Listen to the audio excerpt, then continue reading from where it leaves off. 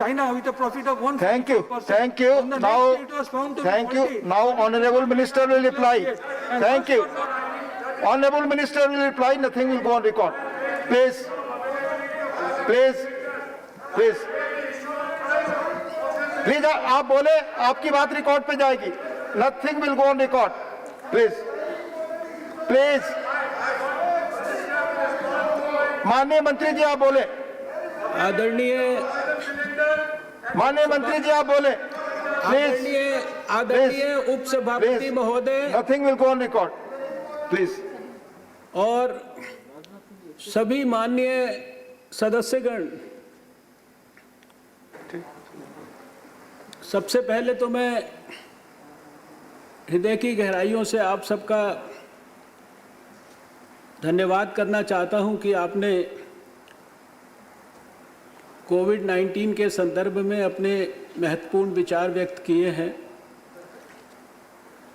इससे पहले कि मैं अपनी बात और अपनी भावनाएं व्यक्त करूं, मैं सबसे पहले उन सब कोविड वॉरियर्स जिन्होंने इस कोविड के खिलाफ जंग के यज्ञ में अपने प्राणों की आहुति भी दी, उन सब की पवित्र स्मृति को हृदय की गहराइयों से सबकी ओर से नमन करता हूं।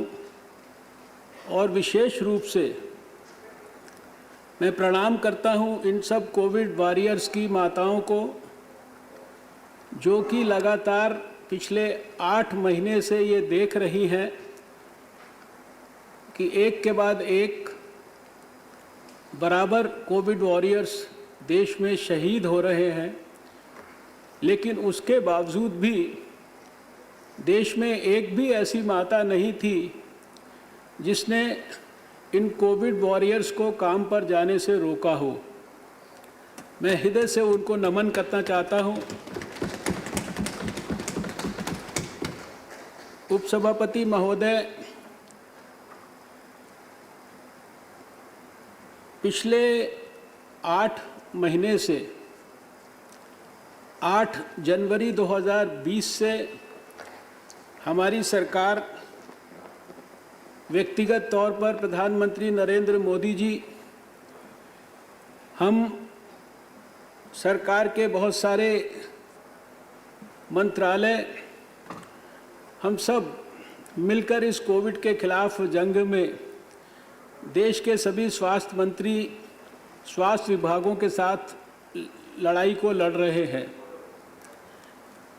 मैं बहुत ईमानदारी और बहुत निष्पक्षता से ये कहना चाहता हूँ कि पूरे 8 महीने के इस कार्यकाल में इस डिबेट को होने से पहले मुझे कभी इस बात का एहसास या अनुभूति नहीं हुई कि प्रधानमंत्री नरेंद्र मोदी जी के नेतृत्व में सारा देश, सारे मुख्यमंत्री, सारे स्वास्थ्य मंत्री, सारे अधिकारी और सारा समाज मिलकर इस कोविड की लड़ाई को लड़ रहा है।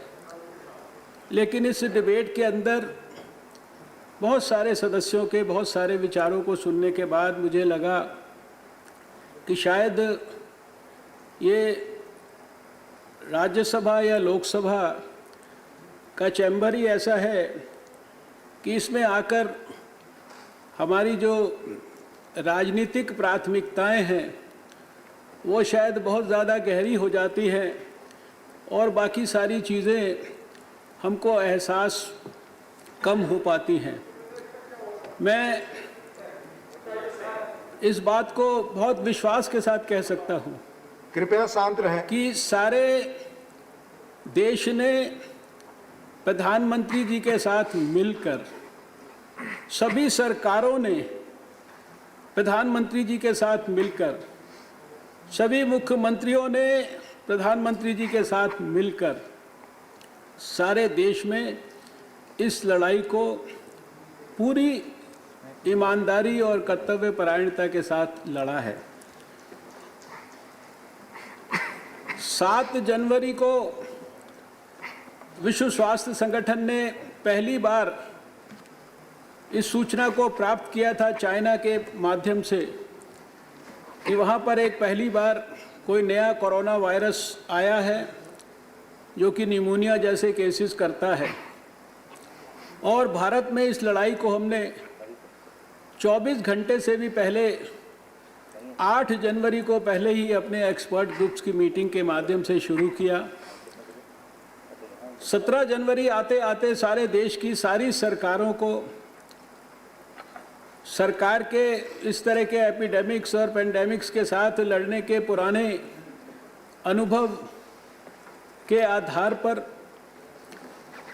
डिटेल्ड हेल्थ प्रिपेयर्डनेस के लिए, कम्युनिटी सर्वेलेंस के लिए, पॉइंट ऑफ एंट्री सर्वेलेंस के लिए सारी एक्टिविटीज़ को प्रारंभ करते हुए सारे देश को हमने पूरी तरह से सब प्रकार से सब तरह की एडवाइजरीज और सब तरह की डिटेल्स संभावित पहुंचा दी थी। उस समय तक भारत में कोई केस नहीं आया था। भारत के अंदर पहला केस 30 जनवरी को आया और 30 जनवरी को रिपोर्ट हुआ, जिसके लिए एक मेडिकल स्टूडेंट चाइना से 25 जनवरी के आसपास 23 जनवरी को चले थे। और भारत में हमारे national centre for disease control ने जिस प्रकार का कम्युनिटी सर्वेलेंस का पैरामीटर एस्टैब्लिश किया, उस पहले केस के लिए 162 कॉन्टैक्ट्स को ट्रेस किया गया। चाइना से कलकत्ता, कलकत्ता से बेंगलोर, बेंगलोर से कोची, कोची से आगे 2 ट्रेन बदलकर और फिर अपने घर तक, इसके बीच में 2 होटल्स, उसके बीच में टैक्सियां, उसके बीच में प्राइवेट कार, इन सब के अंदर और हवाई जहाज के अंदर होने वाले कॉन्टैक्ट्स, इस लेवल के कॉन्टैक्ट ट्रेसिंग से हमने अपने इतिहास को 30 जनवरी को शुरू किया था। और उस समय से लेकर और आज तक जिस प्रकार से, चाहे वो पॉइंट ऑफ एंट्री हो, एयरपोर्ट्स हो, सी पोर्ट्स हो, चाहे वो हमारा लैंड का नेपाल का बॉर्डर हो, इन सब के ऊपर जिस प्रकार से लाखों लोगों को सर्वेलेंस किया गया, जिस प्रकार से 5000 गांवों के अंदर ग्राम सभाएं आयोजित की गई, जिस प्रकार से लगातार प्रधानमंत्री जी, कैबिनेट सेक्रेटरी और स्वास्थ्य विभाग के लोग सारे देश के साथ लगातार वीडियो कॉन्फ्रेंस के माध्यम से, और मैं ये रिकॉर्ड पे कहना चाहता हूँ, शायद लोगों को सुनने के अंदर ये अतिशयोक्ति लगेगी। इतिहास इस बात के लिए प्रधानमंत्री नरेंद्र मोदी जी को याद करेगा, जिन्होंने शायद इतनी गहराई, इतनी सच्चाई, इतनी मेटिकुलस तरीके से, इतनी कंसिस्टेंसी के साथ लगातार 8 महीने में इस कोविड पेंडेमिक की छोटी से छोटी बात को स्वयं व्यक्तिगत मॉनिटर किया, लोगों को गाइड किया, एडवाइस किया। एक भी निर्णय उन्होंने एक्सपर्ट से बात किए बगैर, देश के मुख्यमंत्रियों से बात किए बगैर, सारे देश का कंसेंसस बनाए बगैर नहीं लिया। यहाँ पर बहुत सारी चर्चा हुई है, बहुत सारी बातें लॉकडाउन के इर्द गिर्द की गई हैं, और कल आनंद शर्मा जी ने कहा कि लॉकडाउन से क्या फ़ायदा हुआ, ये भी अभी कुछ लोगों ने याद दिलाया। अच्छा किया कि लॉकडाउन तो जो है कई स्टेट गवर्नमेंट्स ने शुरू कर दिया था, लेकिन ये कहा गया कि लॉकडाउन के अंदर डाटाज दिए गए हैं कि ये रेंज दी गई है, इतने लोगों की, इतने केसेस की मृत्यु, और ये सारी चीज़ें कैसे, ये रेंज का क्या मतलब है। हमारे पास 5 जो एजेंसी, साइंटिफिक एजेंसीज हैं, जिन्होंने अपने अपने स्तर पर इसके बारे में अध्ययन किया, वैज्ञानिक दृष्टि से किया, उन्होंने अलग अलग अपने डाटाज प्रस्तुत किए, और उन डाटाज के आधार पर जो है ये रेंज, जिसको हमने 14 से 29 लाख केसेस की बात की और 37,000 से 78,000 डेथ्स को अवॉइड करने की बात की, ये Boston consulting group, PHFI, S Ravi, M Kapoor, independent experts, और इसी प्रकार से एक ministry of statistics and programme implementation, 5 studies हुई जिनके अलग अलग डाटास थे। उन डाटास का हमने बेस बनाकर जो है इसके बारे में जो है किया। इस पूरे लॉकडाउन के पीरियड के अंदर और लॉकडाउन को करने के पहले भी शायद मैं समझता हूँ दुनिया के अंदर कोई ऐसा उदाहरण नहीं होगा, इतना इनोवेटिव तरीका। प्रधानमंत्री जी ने देश के मन को देखा, देश की जो संकल्प को मजबूत करने के लिए, देश को आइडिया देने के लिए उन्होंने कहा नहीं कि लॉकडाउन 2 दिन के बाद होगा, लेकिन देश को 22 तारीख को जनता कर्फ्यू के माध्यम से आगाह किया और देखा कि सारा देश क्या इसके लिए मानसिक तौर पर तैयार है कि वो क्या घरों के अंदर रह सकता है। मैं समझता हूँ कि ये बहुत बड़ा ऐतिहासिक फैसला था और इस ऐतिहासिक फैसले के कारण सारा देश कोविड के खिलाफ जो लड़ाई थी उसको लड़ना एक प्रकार से सीख गया। और फिर लगातार किस तरह से पहले ही दिन से सभी स्टेट गवर्नमेंट्स को सहायता करने की दृष्टि से, जहां एक तरफ प्रधानमंत्री जी ने हेल्थ मिनिस्ट्री के माध्यम से पैसे उपलब्ध कराए और कई हज़ार करोड़ रुपए हमने सारे स्टेट गवर्नमेंट्स को दिया, वहीं दूसरी तरफ होम मिनिस्ट्री ने जो है हमारे जो स्टेट डिज़ास्टर रिलीफ फंड का भी इस्तेमाल करने के लिए 11,000 करोड़ रुपया जो है सारे देश की सरकारों के लिए उपलब्ध कराया। वो समय याद करिए जब इस देश के अंदर हर टेलीविज़न चैनल पर लोग टेस्ट करते थे, पीपीई किट्स की शॉर्टेज की बात करते थे, N95 मास्क की बात करते थे और लोग कहते थे कि इस देश के अंदर ना बेड्स की कैपेसिटी है, ना यहाँ पर वेंटिलेटर्स उपलब्ध हैं, ना यहाँ पर ऑक्सीजन है और इसके कारण जो है पर्याप्त मात्रा में सब कुछ ना होने के कारण लोगों को कितनी तकलीफ होगी। लेकिन इस सारे पीरियड के अंदर इसी देश ने उस स्थिति से अपने आप को उस स्थिति में लाकर दिखाया कि एक लेबॉर्ट्री, ये कहने के लिए सुनने के लिए तो सिंपल सी बात है कि एक लेबॉर्ट्री थी और उससे आज 1700 से ज़्यादा हो गई, लेकिन लॉकडाउन के पीरियड के अंदर ये 1700 की 1700 लेबॉर्ट्रीज़ को देश के अंदर सारी स्टेट गवर्नमेंट्स के सिस्टम्स के अंदर एस्टैब्लिश करने के लिए सब प्रकार की सुविधा, सब प्रकार के किट्स, सब प्रकार की मशीनें इसको ICMR ने देश भर में उपलब्ध कराया। आज 3 किलोमीटर के दायरे के अंदर देश में कहीं पर भी चले जाएं और आप सोचिए जब लॉकडाउन का पीरियड था कोई हवाई जहाज नहीं चल रहे थे, कोई सामान को एक स्थान से दूसरे स्थान तक पहुंचाने की सुविधा नहीं थी, लेकिन उन परिस्थितियों के अंदर रीजनल डिपोज खोल के और जगह जगह किस प्रकार से किट्स को पहुंचाया। और उस समय जब शुरुआती दौर के अंदर किट्स को बाहर से इंपोर्ट करना पड़ता था, बहुत महंगी आती थी, उस स्थिति से साथ इन किट्स को देश में बनाने के लिए जहां एक तरफ वैज्ञानिकों ने काम किया, ICMR ने हैंड होल्ड किया, आज 700 से ज़्यादा किट्स, उसके बारे में मैंने बहुत डिटेल में बताया कितने किट्स को वैलिडेट किया, कितने को रिकमेंड किया, कितने अभी, और आज उसके कारण टेस्ट की कीमत को जो है कितना कम कर दिया गया।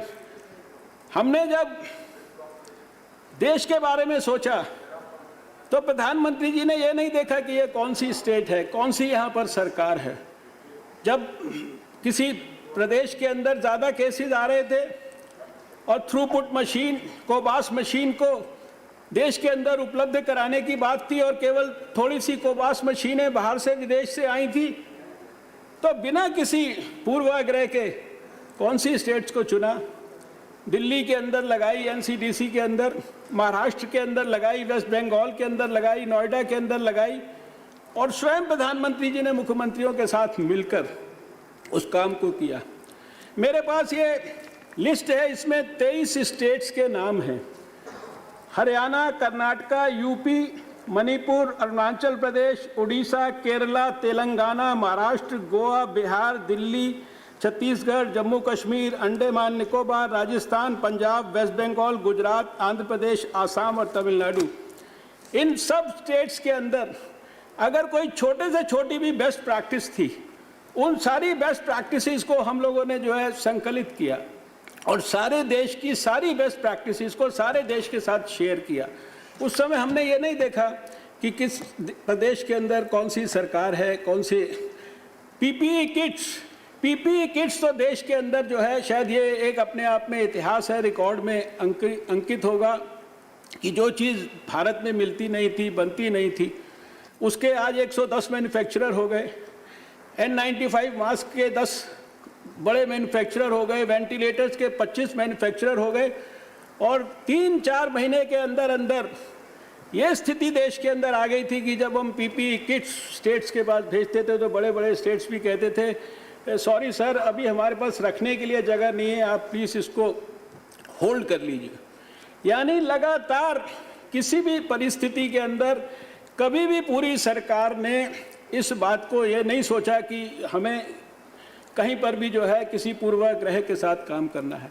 और इसलिए मुझे पहली बार आज ये महसूस हुआ कि ये सदन के अंदर जो लोग अलग अलग तरीके से बात कर रहे हैं, ऐसा क्यों कर रहे हैं।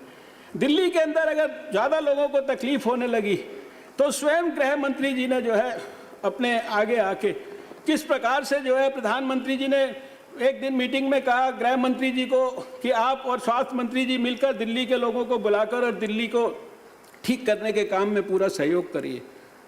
कोई राजनीतिक दृष्टि से हमने काम नहीं किया, हमारा वो कर्तव्य था, हमारा वो धर्म था।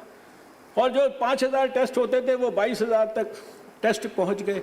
जिन जिन स्टेट्स के अंदर जिस जिस प्रकार की जो किसी भी प्रकार की कमियां किसी के ध्यान में आती थी, आप याद करिए कि जब ये परिस्थिति शुरू हुई थी, कोविड एक नया वायरस था, इस वायरस के बारे में किसी को ज्ञान नहीं था, दुनिया भी अनुभव से सीख रही थी, अमेरिका के जैसे बड़े देश भी सीख रहे थे।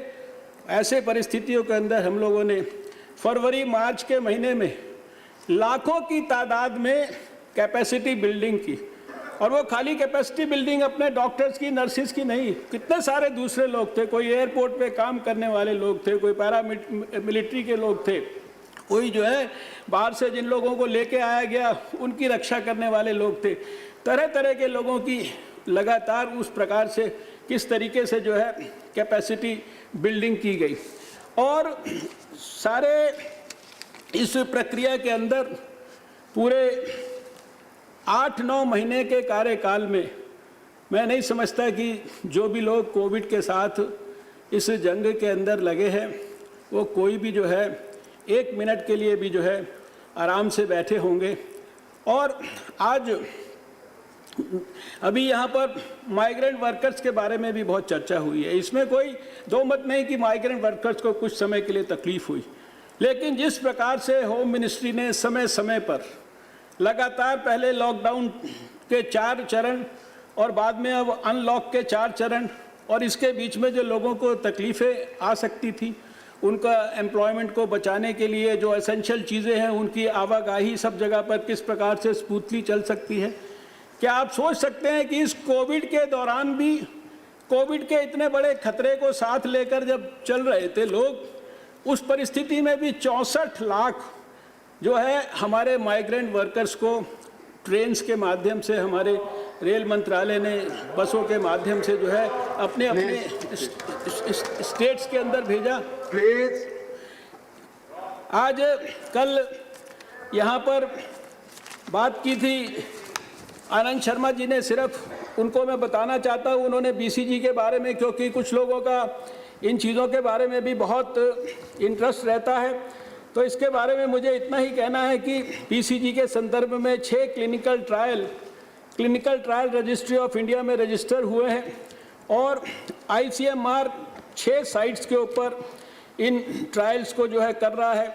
और ये जो रैंडमाइज्ड कंट्रोल ट्रायल्स हैं और ये 3 साइट्स पर और स्टार्ट किए गए हैं। ये ICMR is part of this vaccine study. Favipiravir के बारे में भी आपने कहा, ये निश्चित रूप से जापान के अंदर और चाइना के अंदर ये नोवल इन्फ्लुएंजा के लिए एक एक्सेप्टेड ड्रग है। इसका अप्रूवल भी जो है DCGI ने दिया इमरजेंसी यूज़ ऑथराइजेशन के लिए, लेकिन इसके संदर्भ में जो अभी तक की रिपोर्ट्स हैं वो इन विट्रो रिपोर्ट्स जो हैं वो बहुत ज़्यादा कोई पॉजिटिव नहीं है। और इसी तरीके से आपने कॉल्ची सीन के बारे में बात किया है, इसका भी बहुत ही नैरो थेरेपेटिक विंडो है और high rate of side effects हैं, पर्टिकुलरली हाई डोजेज़ में। तो ये जो दवाइयाँ हैं इनके संदर्भ में अगर बहुत सारी डिटेल्ड जानकारी रिसर्च के संदर्भ में जो भी आपको अगर लेनी है, वैक्सीन्स के बारे में यहाँ पर बात किया गया है। तो पहले ही दिन से वैक्सीन जो लोग बना सकते हैं, वैक्सीन पे जो लोग काम कर सकते हैं, उसके लिए हमारा साइंस एंड टेक्नोलॉजी मंत्रालय और उसके लिए हमारा जो ICMR है, उसके लिए ड्रग कंपनीज सब मिलकर और उसके लिए सारे स्टार्टअप्स को सपोर्ट देते हुए, और इस विषय को भी प्रधानमंत्री जी स्वयं व्यक्तिगत तौर पर मॉनिटर कर रहे हैं। आज भी जो है हमारी स्थिति यह है कि जो वैक्सीन्स आने वाले समय में आ सकती हैं, किस समय आ सकती हैं, देश में किसको देना है, उसके लिए हाई लेवल पर एक्सपर्ट ग्रुप्स सब प्रकार की चर्चा करके 10 स्टेप की आगे की तैयारी सोचकर हर चीज़ जो है विस्तार के साथ प्लान हो रही है। सारे देश के अंदर करीब जहाँ जहाँ पर भी तकलीफ हुई इस 8 महीने के अंदर, कम से कम 25 स्टेट्स के अंदर जहाँ जहाँ जिस तरह की भी तकलीफ थी उसके हिसाब से जॉइंट सेक्रेटरी इस लेवल के ऑफिसर्स की अध्यक्षता के अंदर हमारी टीम्स ने जाकर पूरे देश की हैंड होल्डिंग की।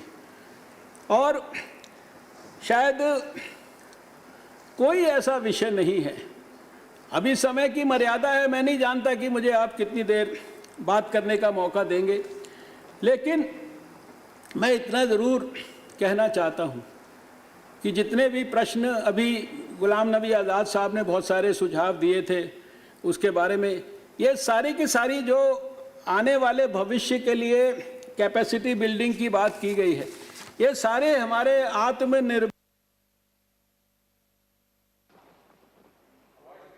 प्लीज, आवाज नहीं आ रही है।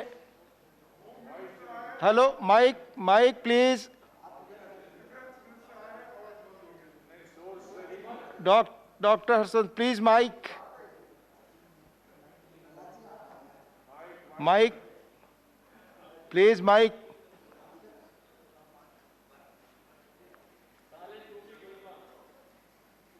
प्लीज माइक माइक, आवाज नहीं आ रही है।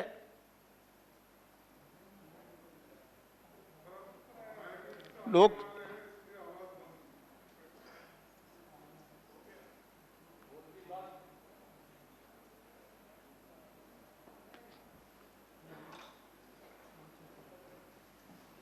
Mic system.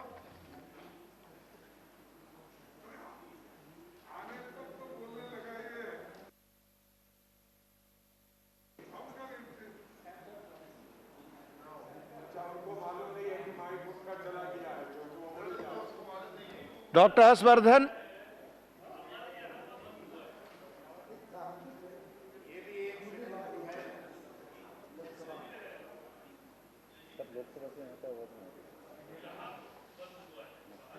माननीय सांसदगण, लोकसभा से आवाज नहीं आ रही है, तकनीकी प्रॉब्लम है, आप देखें वो ठीक कर रहे हैं।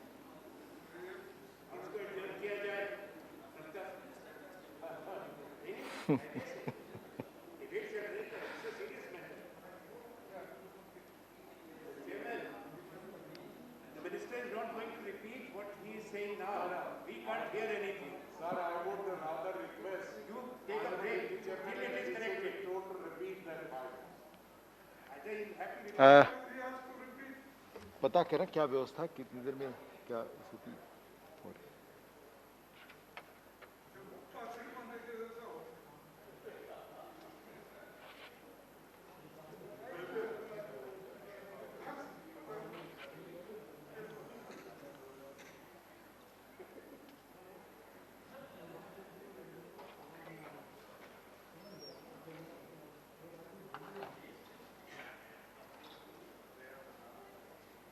The camera is fixed on 50 chairman, you can tell them that they are not here.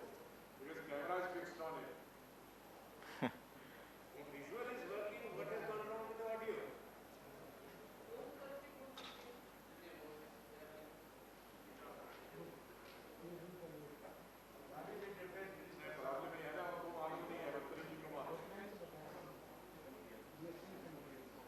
नहीं जा रहा, मुझे तो पता नहीं। अभी होगा, वो रिकॉर्डिंग कर रहे हैं अभी अभी बस।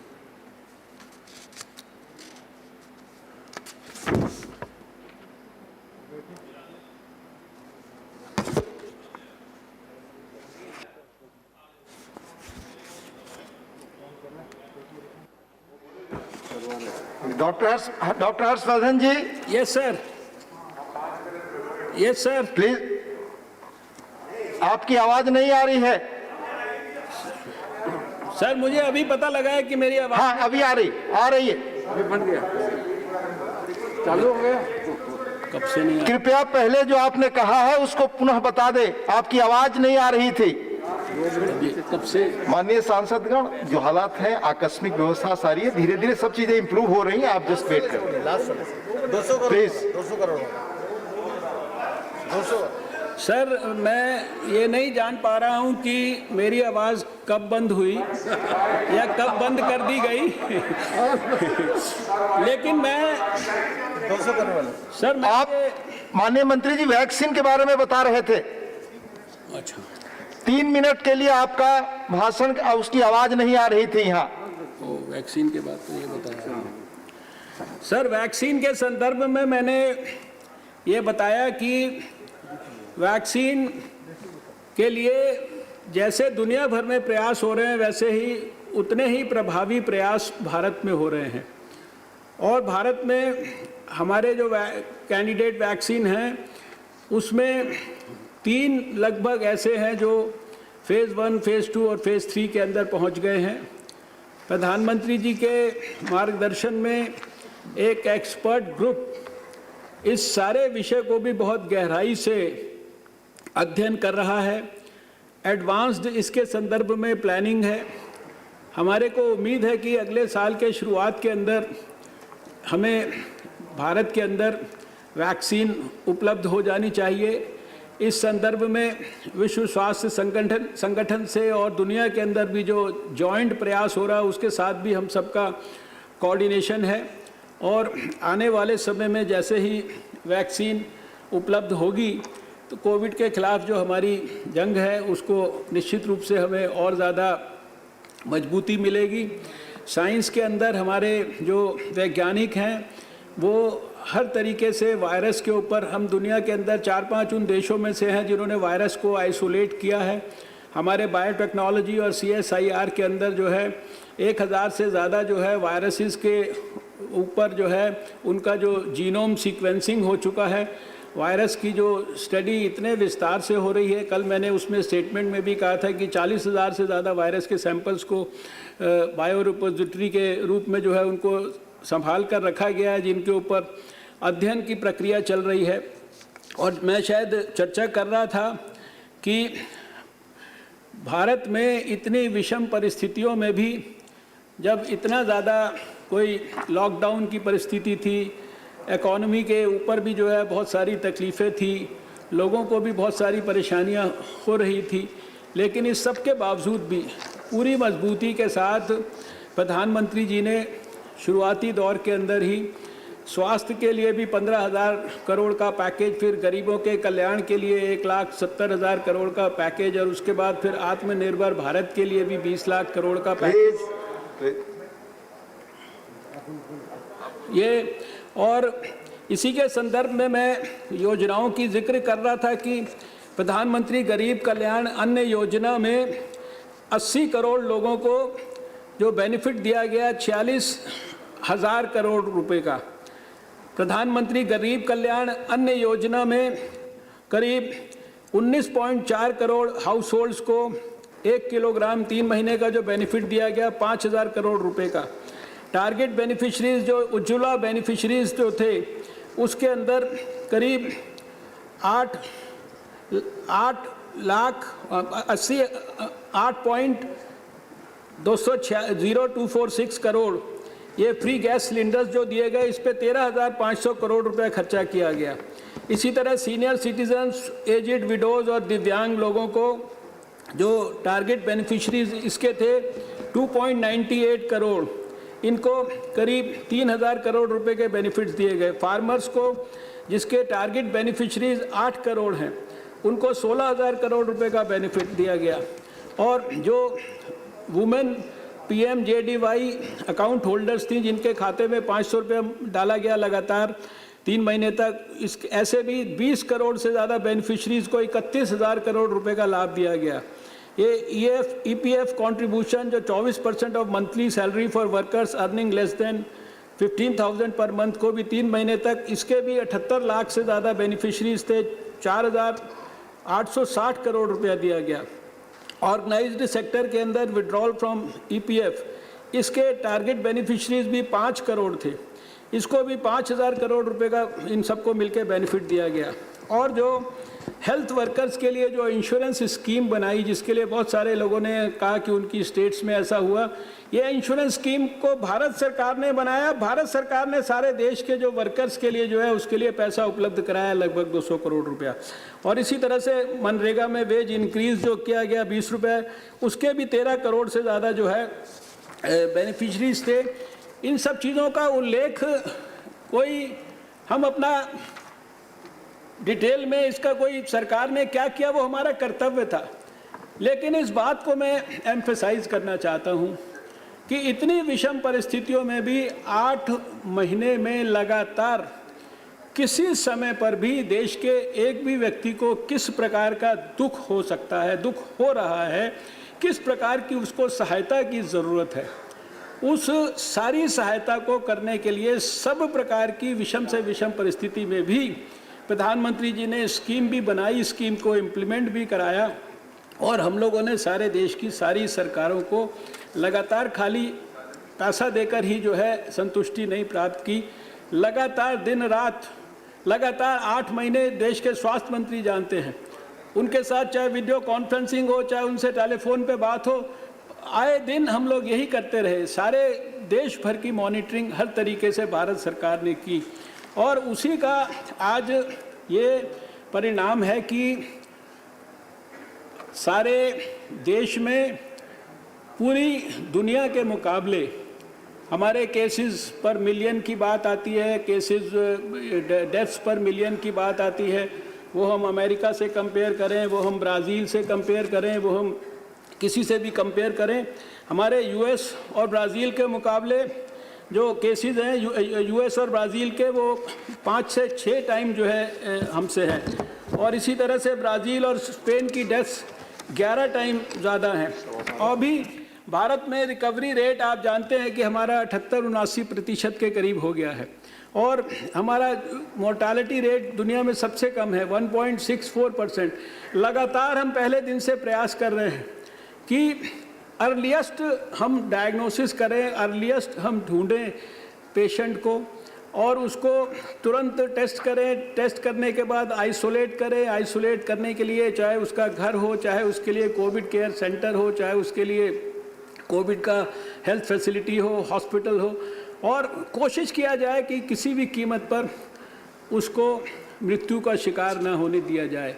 और इसी के कारण हम देख रहे हैं कि हमारी दुनिया में सबसे कम मोर्टालिटी रेट है और अभी हमारा लक्ष्य है कि हम इस मोर्टालिटी रेट को 1% से भी जो है कम पर ले जाना चाहते हैं। हमारे कहने के लिए 50 लाख केसेस हैं, लेकिन सर अभी इसमें 20% ही केवल, यानी 10 लाख से कम ही जो है एक्टिव केसेस हैं।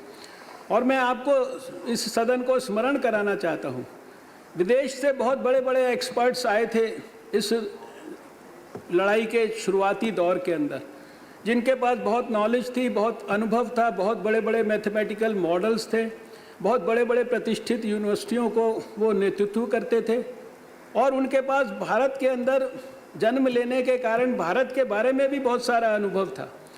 लेकिन उन्होंने बड़े बड़े टेलीविज़न चैनल्स पर कहा था कि माननीय मंत्री जी कंक्लूड करें कृपया। जुलाई अगस्त का जब महीना आएगा तो भारत में 300 मिलियन केसेस होंगे सर, 300 मिलियन। माननीय मंत्री जी मेरी आवाज आप तक पहुंच रही, कृपया कंक्लूड करें। मैं सुन रहा हूं सर, और कंक्लूड भी करने के लिए मैं, आपने आदेश किया, मैं कंक्लूड करता हूं सर। मैं सिर्फ ये स्मरण कराना चाहता हूं कि इस समय तक 300 मिलियन केसेस की बात की गई थी, 5-6 मिलियन डेथ्स की बात की गई थी और 135 करोड़ के देश के अंदर आज हम 11 लाख तक टेस्ट कर रहे हैं।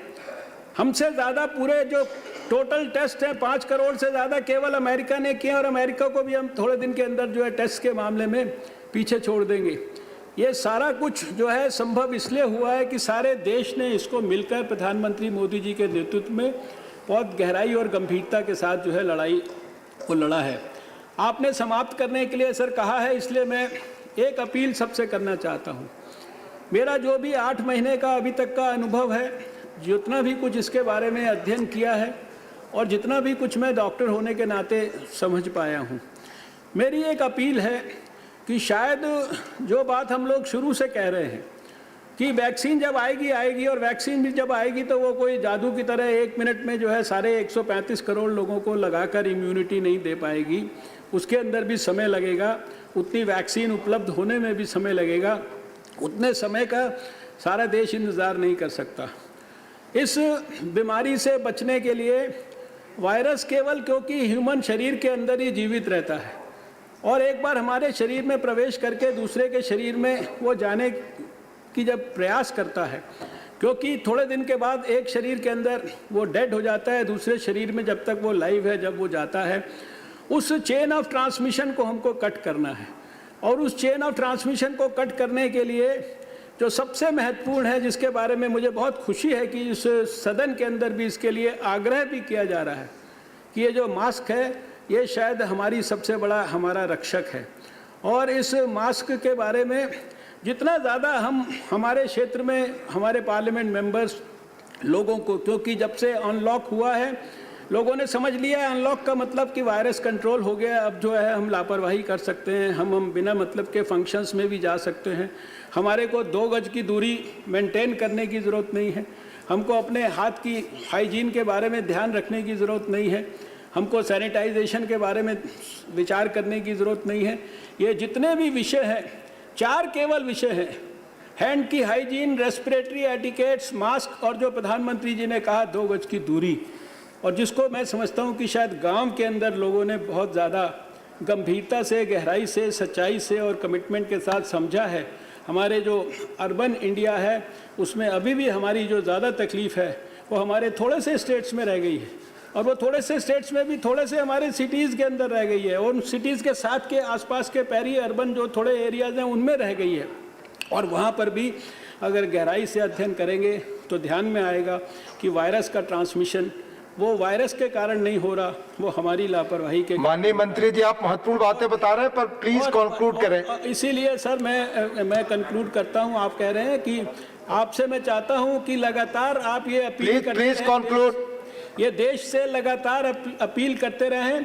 प्रधानमंत्री जी भी कई बार इस बारे में अपील कर चुके हैं। ये जो सोशल वैक्सीन, माननीय स्वास्थ्य मंत्री जी प्लीज कंक्लूड करें प्लीज।